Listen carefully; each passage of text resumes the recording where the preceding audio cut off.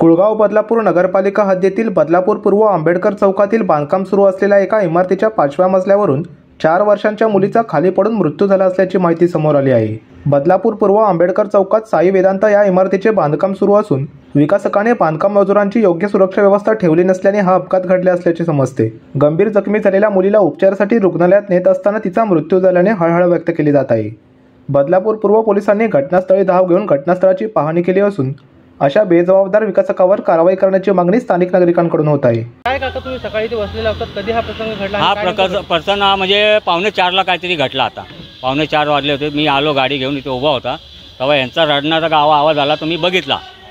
त्या बिल्डरला मी 3 वेळा पहिला सांगितलेलं आहे सेफ्टी करो। त्या 4 दिवस अगोदर माझ्यावरती रॉड पडताना वाचला मी, तरी पण बिल्डरनी काय कानावरती गोष्ट घेतलाच नाही। आज ही मोठी घटना पोरीचं झाला का नाही त्याच्यामध्ये।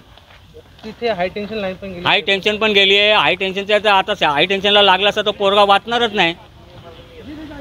तुम्हाला कसं लक्षात आली घटना म्हणजे आता ते हे लोक रडत आले ना, आवाज धप करून मी गोणी बिनी टाकतात तर मी बोला काय पडलं असेल, त्याच्यानंतर हे लोक रडून आले ना, तेव्हा मी बघितलं तर ते घेऊन चालले, ते पोरग्याने मान पाडला। प्रतिनिधी दिकेश रोकडे, लोकपालक न्यूज, बदलापूर।